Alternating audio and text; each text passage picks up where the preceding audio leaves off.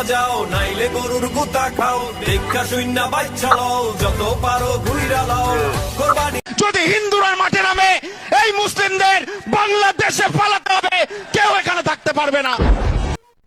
বেশি বাড়াবাড়ি করলে বাংলাদেশ থেকে 1 কোটি 1.25 কোটি মানুষ মুসলমান যদি যায়, ভারত চোখের পলকে আমরা দখল করে নেব।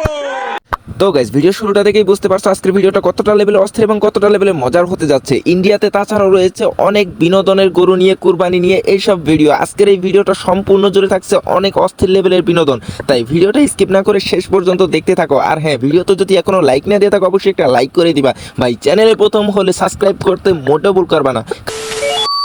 কুরবানি না করতে বলে মুসলমানরা জব্দ হয়ে যাবে, আপনার কি মনে হয়? জব্দ আমরাই হচ্ছি। বছর পরে আমরা নিজের কাট মানে ঠিক করতে গাঁড় ফেটে গেল আমাদের। গরুর কাটটা কিভাবে আমরা ঠিক করব? 14 বছর পরে গরু কাটা হবে, 14 বছর পরে মাকেও কাটা হোক। ঠিকই তো বলছে, গোমাতা তো মা। 14 বছর পরে মাকে কাটা হবে, গরুকে কাটা হবে, মাকেও কাটা হোক। আমি যদি সনাতনের বাচ্চা হয়ে থাকি, এদের মুখ দিয়ে চৌরাস্তায় দাঁড় করিয়ে জয় শ্রীরাম বলাবো। একটু অপেক্ষা করো, ক্লাইম্যাক্স अभी बाकी है।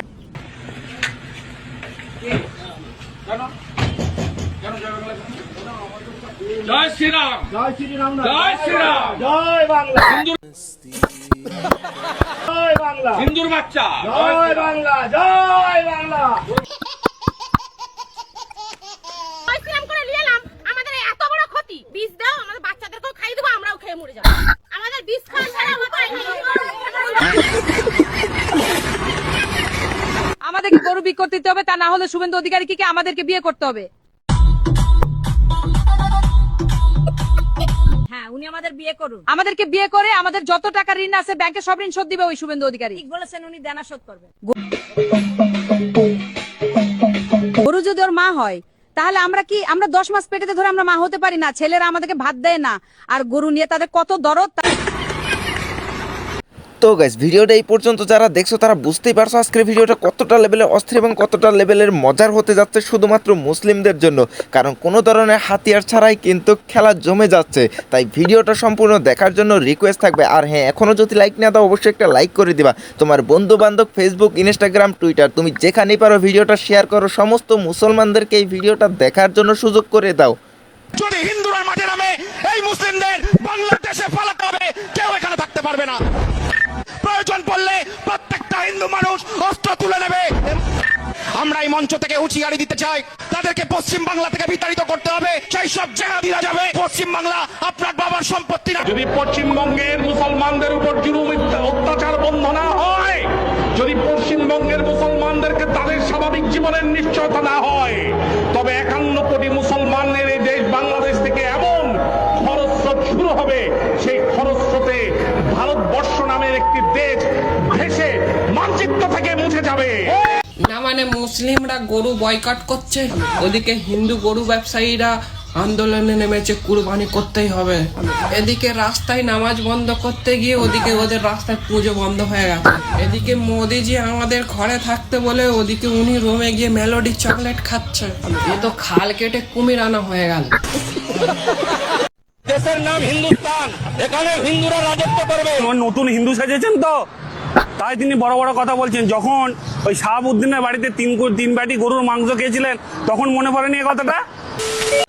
এই শুভেন্দু আমার সামনে কুরবানির দিনে 1 বাটি না 2 বাটি না 3 বাটি গরুর গোশত খেয়েছে। 3 বাটি। কোথায় খেয়েছে? পশ্চিম মেদিনীপুরে শাহাবুদ্দিনের বাড়ি। যখন শাহাবুদ্দিনের বাড়িতে 3 বাটি গরুর মাংস খেয়েছিলেন, তখন যদি না খেতেন তাহলে এই বড় বড় কথা শুনতাম। এখন বড় বড় কথা বলছেন, এই যে বড় বড় কথা বললে বাংলার মানুষ আপনাকে নেবে না। ভারত কোন জায়গায় যদি কোনো মুসলিমদের গায়ে কেউ যদি কোনো সাম্প্রদায়িক উস্কানো দেয়, আমরা হিন্দু সনাতন ধর্মের পক্ষ থেকে বলছি, আমরা কিন্তু ছেড়ে কথা বলবো না।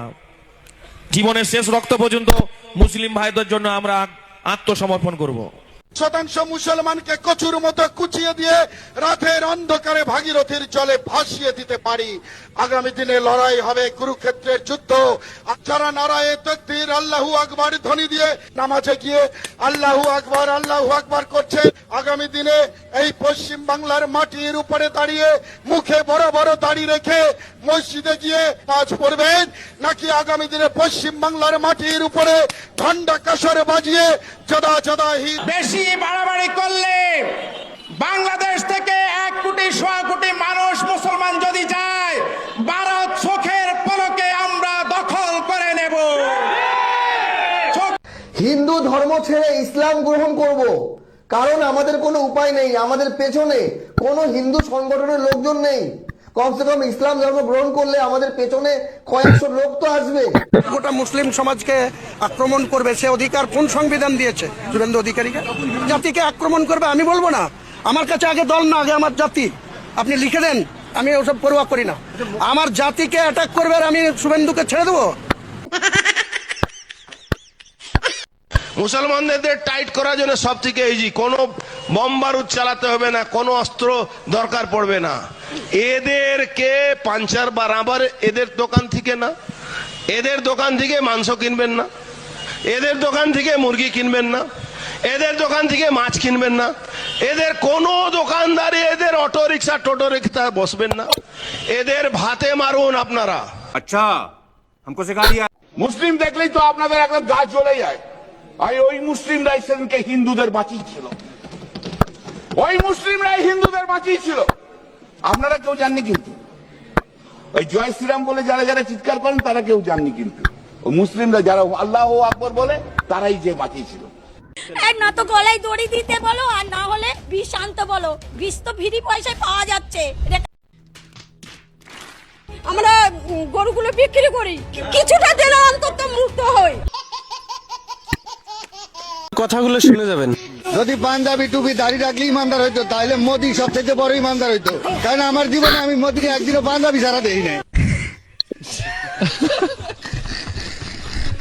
গরুর গোস্ত খাবো না আমরা, বলগা শুভেন্দুকে। মাছে ভাতে বাঙালিরা সন্তুষ্ট হইয়াছে।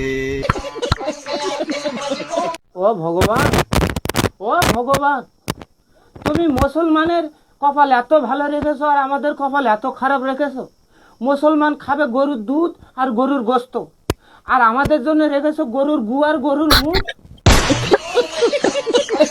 ও গোমাতা মা, মা গো, সেই সকালবেলার থেকে বসে আছি মা, একটু হাগু করে দাও আর একটু মুতু করে দাও, খাইয়ে চলে যাই মা।